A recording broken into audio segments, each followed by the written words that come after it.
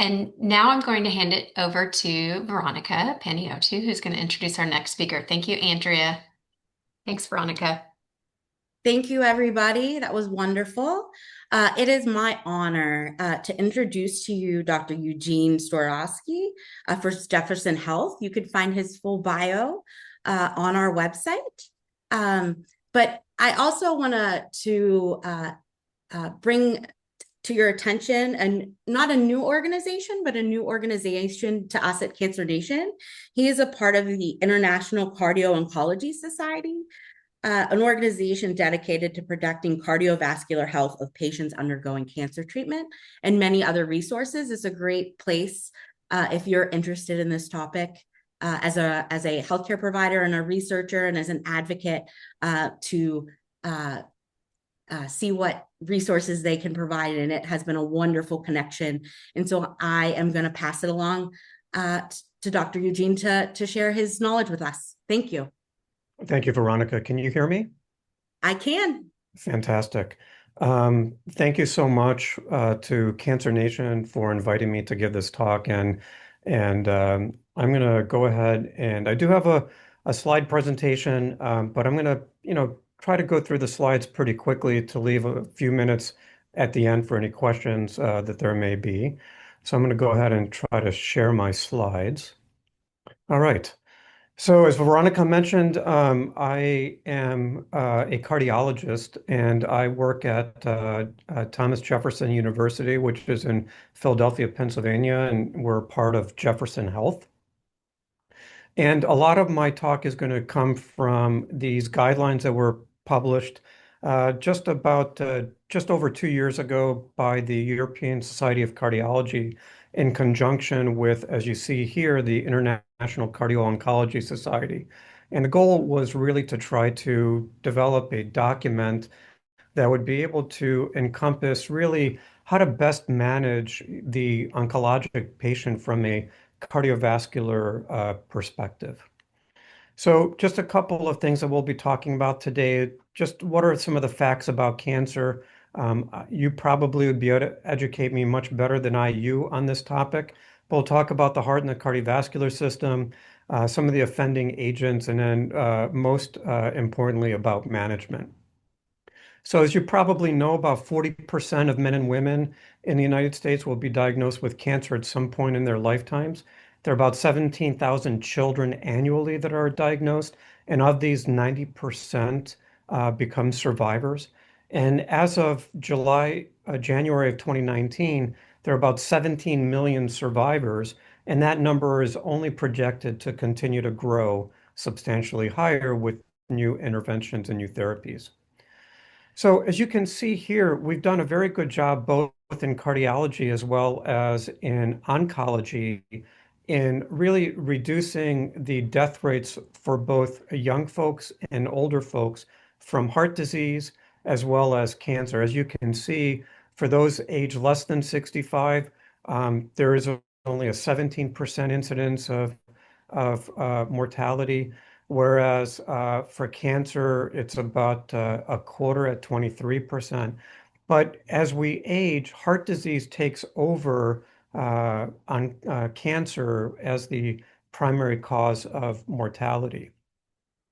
And as you can see here, as the therapies have improved over the decades, we see that there's a much higher incidence of cancer in men than in women.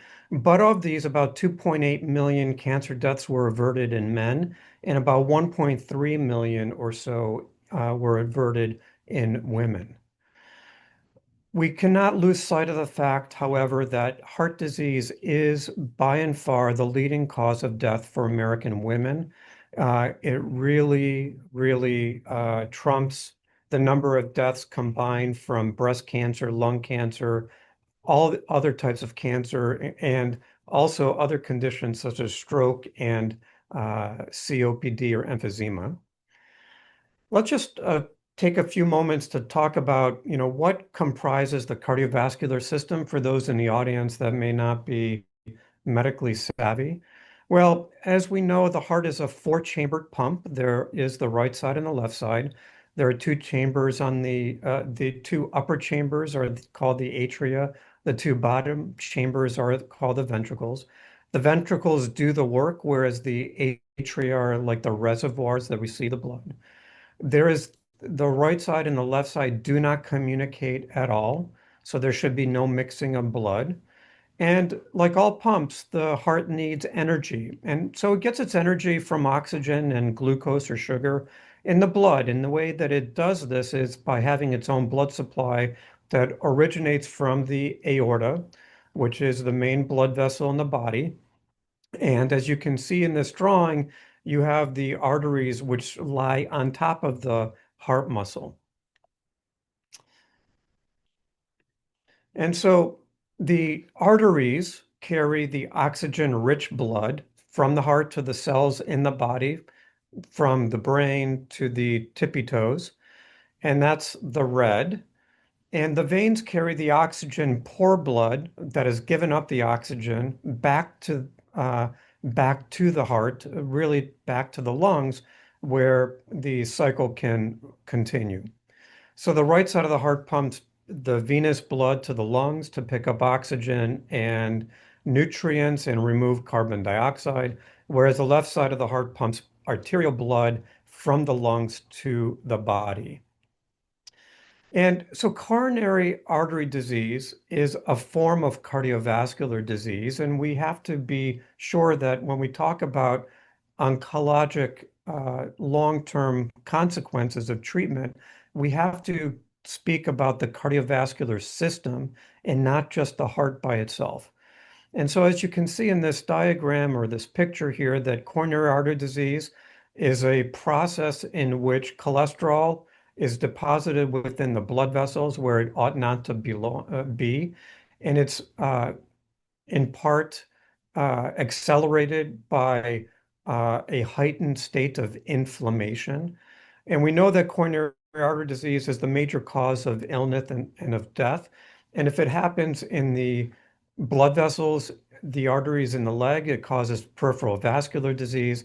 If it happens in the blood vessels in the brain, it can cause cerebral vascular disease and lead to a stroke, which is really a brain attack, just like a blockage in a heart artery would be a heart attack.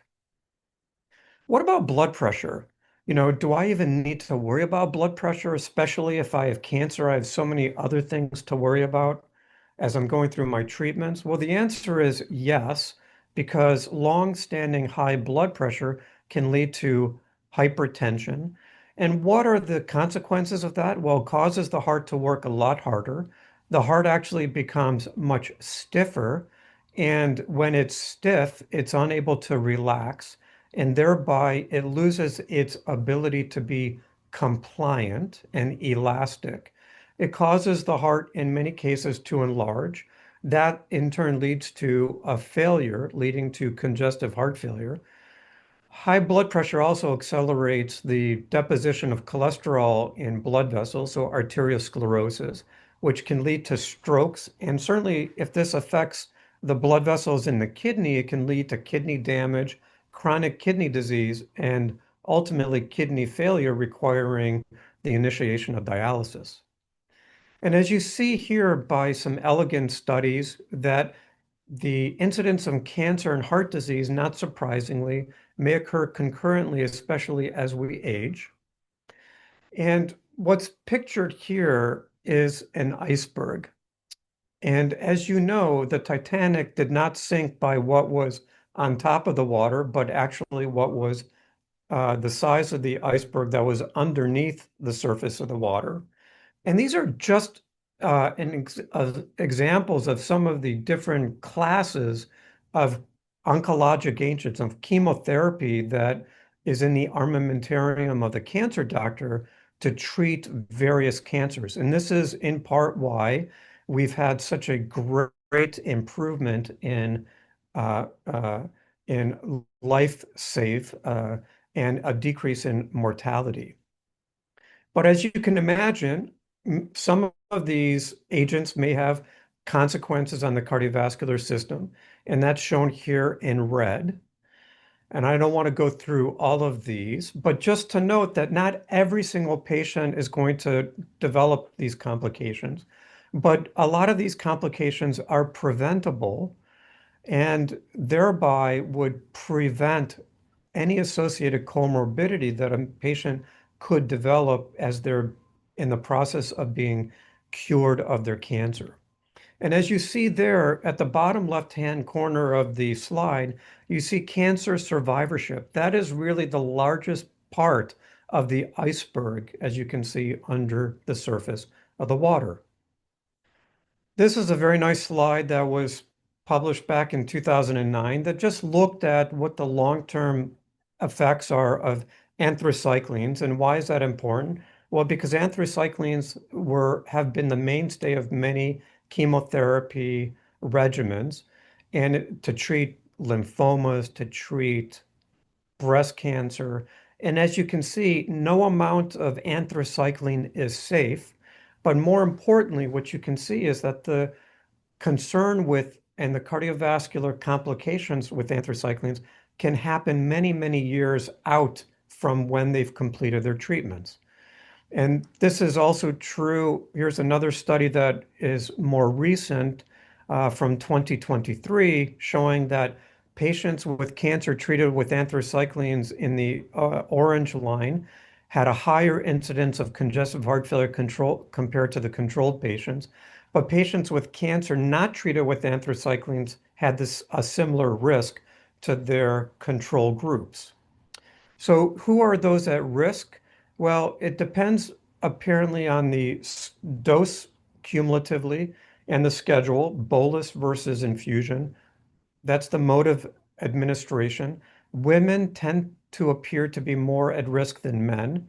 And underlying cardiac risk factors are extremely important and play a big role, such as age, high blood pressure, cholesterol levels, family history of premature heart disease, diabetes, ongoing smoking, not surprisingly having underlying heart disease. In addition, if patients have received mediastinal radiation, so for example, Hodgkin's lymphoma patient may be at particularly increased risk of developing long-term consequences of this. And also folks that are receiving concurrent or sequential trastuzumab or Herceptin therapy, for example, breast cancer. And as I alluded to, the increased length of time from completion of the anthracycline and leading a sedentary lifestyle. Here's a slide depicting what are presumed to be the modes by which trastuzumab or Herceptin can cause heart dysfunction in about a third of patients. And one thing to note is that Herceptin is now being utilized more and more in men and in other cancers beyond just breast cancer. So, for example, colon cancer has been shown to express HER2. And as folks with colon cancer, in particular men, are being exposed to Herceptin, we don't know whether or not their risk of developing complications is higher than the 30 or so percent that we've seen in women who have been treated with Herceptin. What are the risk factors? Well, they seem to be similar to those for the anthracycline. But here, interestingly, obesity seems to play a bigger role. It is largely reversible, but not always 100%. And what's really important is to try to prevent this by treating underlying risk factors, as I mentioned previously, for cardiovascular disease prior to the initiation of the Herceptin. What about radiation therapy? Well, this is a study from France that showed that women in the red lines are women with left-sided breast cancer treated by radiation. The blue dots are women with right-sided breast cancer. And what you see is that years after cancer diagnosis, there's almost a 50% increase. So that 45 years out from your diagnosis, you have a 1 in 2 chance of potentially dying from preventable heart disease or a heart disease that should have been recognized. And here in this study, you see that In the left panel, years after breast cancer diagnosis, and the right panel, attained age after breast cancer, that those patients who have received radiation therapy uh, have a higher incidence of cardiac death, and they tend to live shorter than those patients who have never received radiation.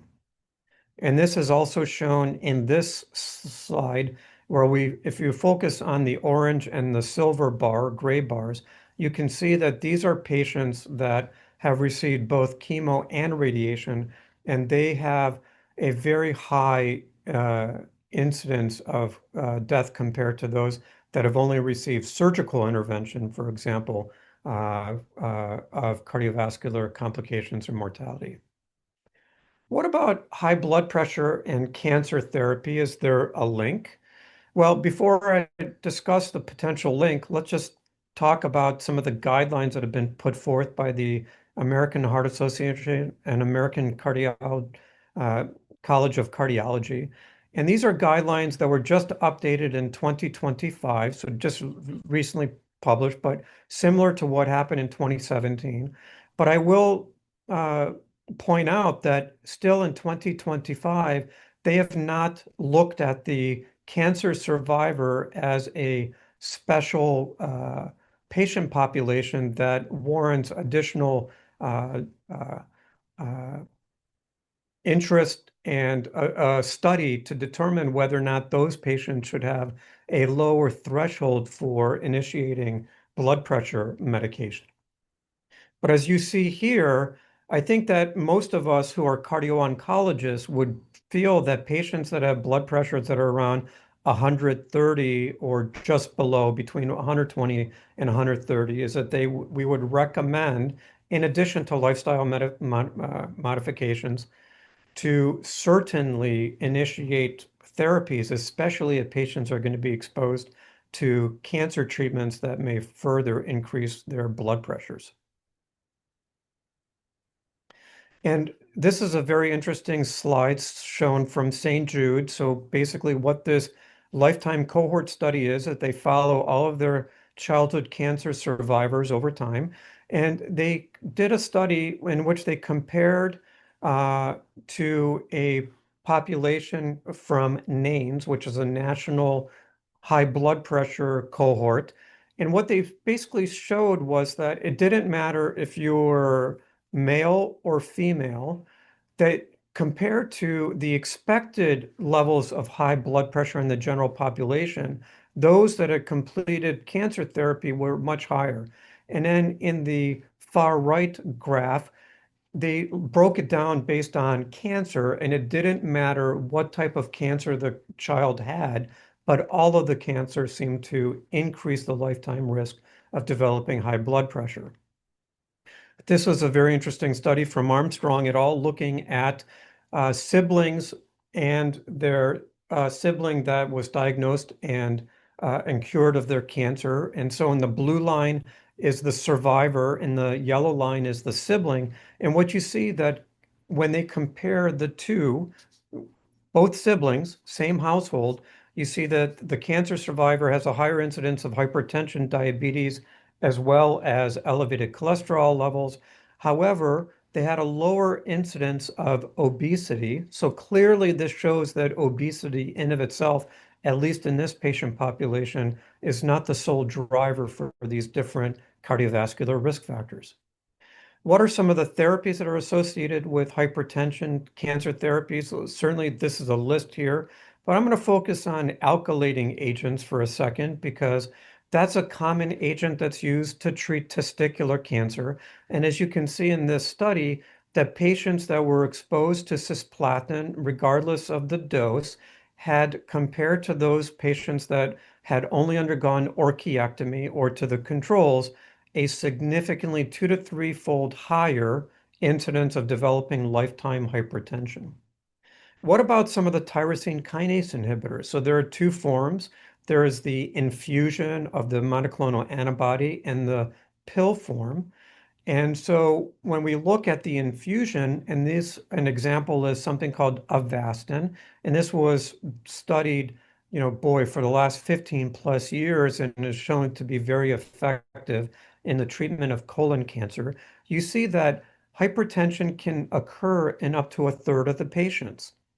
And as this graph shows, that we want actually patients to develop hypertension, a hypertension response, because it actually appears to be a surrogate for response the uh, to the destruction of the tumor cells. However, we know that if this high blood pressure is not managed, then it could lead to long-term consequences. And by treating the high blood pressure, it does not reduce the efficacy of the cancer treatment. And this is just an example of patients that have received sunitinib, which is an oral cancer medication for the treatment of kidney cancer. You see that after each cycle, there's a higher and higher incidence of development of high blood pressure. So why do these agents, these tyrosine kinase, or how do they cause high blood pressure? Well, they appear to, the way that they are able to kill the tumor cells is by choking off the blood supply, by basically causing this, it's called anatomic rarefication. And by choking off the blood supply to the tumor cells, the tumors die. But unfortunately, it also can cause similar effects within the normal blood vessels, and that's why it's extremely important to recognize this and to initiate treatment sooner than later. This is a slide that I made a few years ago, just looking at the proposed approach to high blood pressure management. And the one things that I really, which is different from the national guidelines, is here I've said I would minimize and stop diuretics because I think diuretics, uh, patients that are undergoing chemotherapy oftentimes have nausea as a side effect, vomiting as a side effect, and then also diarrhea, and so they can become dehydrated. So if you intensify the diuretic regimen in order to treat the blood pressure, you may be further dehydrating them, resulting in acute kidney injury, and that could portend a bad outcome.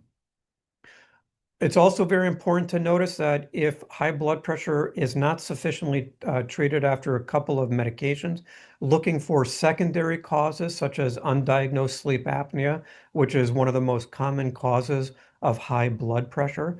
And one of the ways of documenting that may be by having the patient undergo a 24-hour ambulatory blood pressure monitor. What about the risk of heart arrhythmias with chemotherapy agents? This was a study that we had published when I was still at the University of Rochester a few years ago, in which it looked at patients that were being treated for lymphoma, chronic lymphocytic lymphoma, CLL. And basically, what we found in these patients was that those patients that were initiated on treatment over time had a much higher incidence of developing arrhythmias compared to the patients that were on surveillance. And you see that the most common form is atrial fibrillation, followed by sinus tachycardia. And what was interesting is that the patients that had a prior history of arrhythmia were not at increased risk of the arrhythmia. And we think that maybe that was because those patients oftentimes were already being treated proactively on medications that may have reduced their risk of arrhythmia. But it didn't matter if you're a young or old man or woman, high blood pressure history or no high blood pressure history, these medications had a time-dependent increase in arrhythmia risk. And how do we monitor patients? Well, we do it with echocardiography, and as this shows, this is an ultrasound of the heart. And what I'm showing here is the importance of using contrast, which is a protein-based imaging agent to be able to really identify the heart chambers well. And in addition to that, in the cardio-oncology world, we have been using something called strain, which is a microscopic assessment of the contractility of the heart. And here are pictures of it in motion. And so once these images are obtained by the sonographer, we can then do a post-processing technique in order to assess the microscopic contractility of the heart. And as we do that, we can form a polar map, which you can see here in the bottom right-hand corner, where everything is normal. And here's an example of a patient that was diagnosed with lymphoma, treated with lymphoma, and was in remission. And as you can see, without contrast, you have no idea what the heart function is.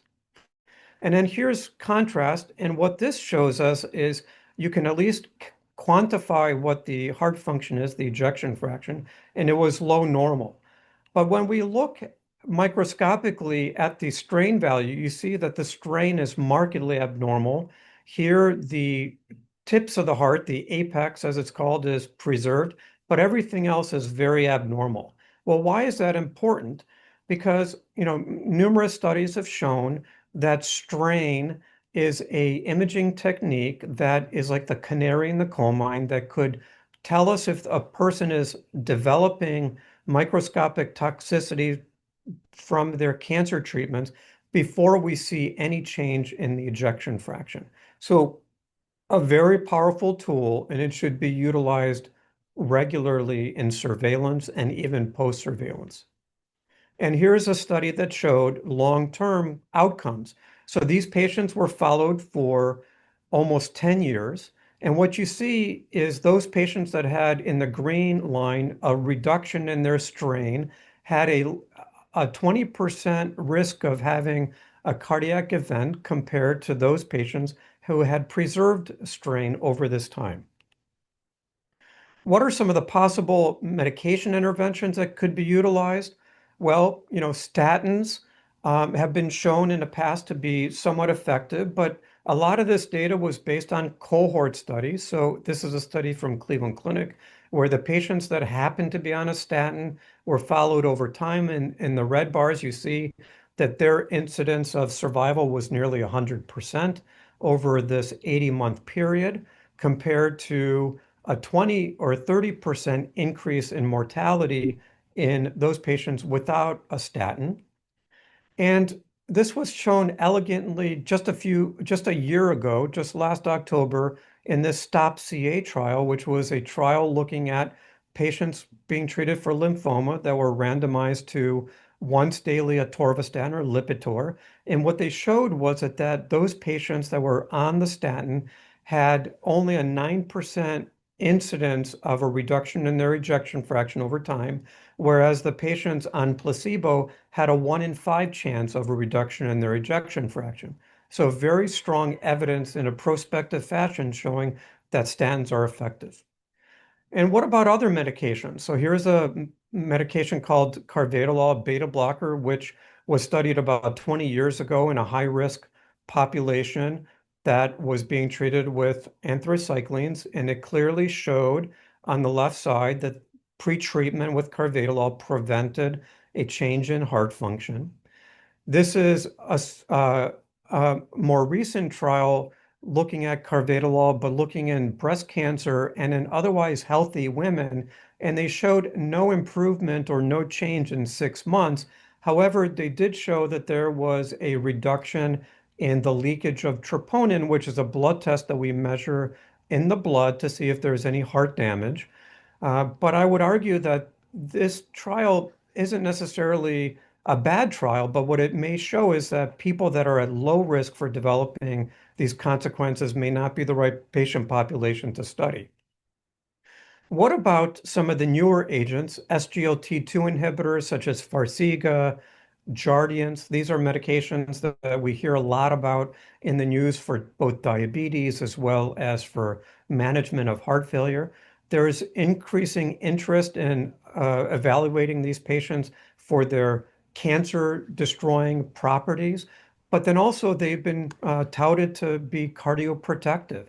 And so here's a retrospective study showing that patients who had diabetes and were on these medications and who happened to also have been treated for cancer had a much lower incidence of heart failure hospitalizations compared to their cohorts that did not receive these medications. So some suggestion that maybe these medications may prevent the development of heart failure.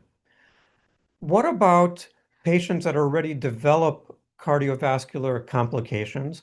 And this is a study in which patients that had a high troponin, a reduced ejection fraction, were proactively given an ACE inhibitor, and there was a significant improvement. And here's a study looking at the use of Entresto or sacubitril valsartan, and it showed, based on the SARA trial, that you only needed to treat 5 patients to prevent a bad outcome. And these are trials that are ongoing currently because that's one of the things that is lacking in the field of cardio-oncology is to really know what medications and interventions are truly uh, uh, beneficial and which interventions and what patient populations they would be appropriate for. I want to end my talk for the next 2 or 3 minutes, and I'm sorry if I run over by a couple of minutes, basically looking at how can we predict, for example, childhood cancer survivors to see if they're at increased risk of developing heart disease compared to their cohorts. This is an elegant study looking from St. Jude again, the Childhood Cancer Survivor Study cohort. And basically, what they developed was an online calculator. And here's an example of a patient, a 45-year-old female with Hodgkin's lymphoma, was treated about 20 years ago, had received both anthracycline, mediastinal radiation, and now at the age of 45, her total cholesterol is 210. Her HDL is a little bit low at 40. Her LDL is not horrible at 115. Triglycerides are marginally elevated. She is not diabetic. Her A1C is only 5.5. She is a little overweight though. She's not a smoker. She does not use illicit drugs, and she is on no medications. And so the question is, what would you estimate to be her 10-year risk for cardiovascular disease?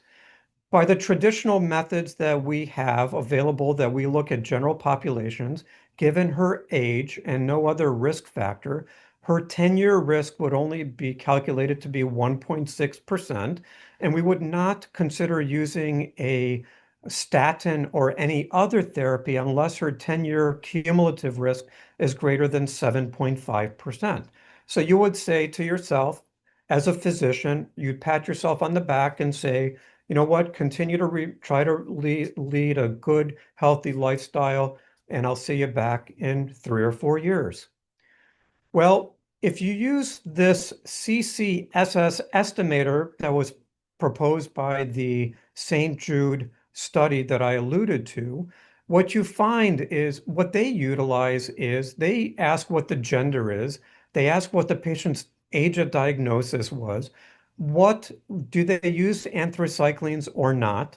Do they know what the cumulative dose may have been? Was there chest radiation, yes or no? And what the cumulative dose radiation would be. So based on those parameters, not looking at high blood pressure, not looking at high cholesterol, the incidence of developing heart failure in that same patient is 12% by the age of 50, whereas our patient, based on the traditional calculator, was only 1.6%.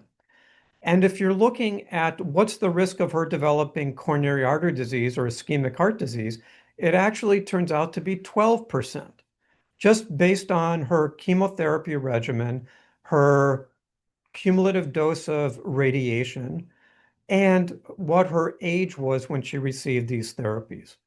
That's sobering. So that's why it's very important for survivors at any age to be aware of their long-term cardiovascular risks. I'd like to end this talk by just talking about how can we prevent cancer treatment related cardiovascular complications.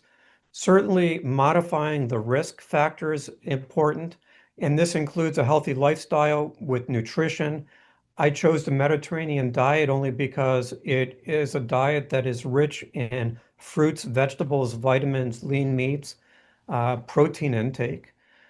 Moderate intensity exercise, up to 30 minutes a day, 4 to 5 times per week. Something as simple as walking over that 30-minute period is sufficient to significantly alter one's cardiovascular risk. Know what your numbers are, know your blood pressure, know your cholesterol, know your sugar levels. If you walk into the doctor's office and your blood pressure is high, don't simply attribute it to what's called white coat syndrome, but make sure that you have a blood pressure cuff at home and start logging your blood pressure in your home environment to make sure that you're not showing early signs of developing high blood pressure, because if intervened on early, that could prevent long-term complications. And that leads me to how to optimize baseline inflammation. That's through diet, exercise, and taking medications if appropriate in order to do that. Certainly quitting smoking, reducing the amount of alcohol that one takes, and if necessary, optimizing medical treatment of hypertension and high cholesterol when lifestyle changes are in of themselves insufficient. So thank you very much. Sorry that I'm a couple of minutes over my allotted time, but I would like to open this up for questions if there are any. So, Dr. Eugene, thank you so much for joining us today. I do have one question, Yes. and we'll have to have you back. That was beautiful, and I know we can learn so much more from you. Should every cancer survivor see a cardiologist, or is management of your heart by your primary care provider enough? So that's a very loaded question, Well, yes. and I'll tell you why. I am a little bit embarrassed to say that unless you're in this sphere, even general cardiologists are not aware of the long-term sequelae of cancer treatments. So so I don't want it to be self-serving to say that absolutely these patients should be, sent to a cardio-oncologist. But, what our job is to really educate the public and educate our colleagues that are not in this sphere to make them realize that, we have to look at any cancer treatments just like we look at diabetes as the equivalent of someone having heart disease without having heart disease. I think it is soon becoming more and more recognized by us in this field that having been exposed to cancer treatments, and not all cancer treatments, but definitely many cancer treatments, does have long-term consequences. And that's why it's not enough to say, even from a oncologist perspective, hey, you're in remission. Hey, you're a survivor. Go live your life to the best of your ability, however you want. Forget about anything else because you know what? You beat the odds, right?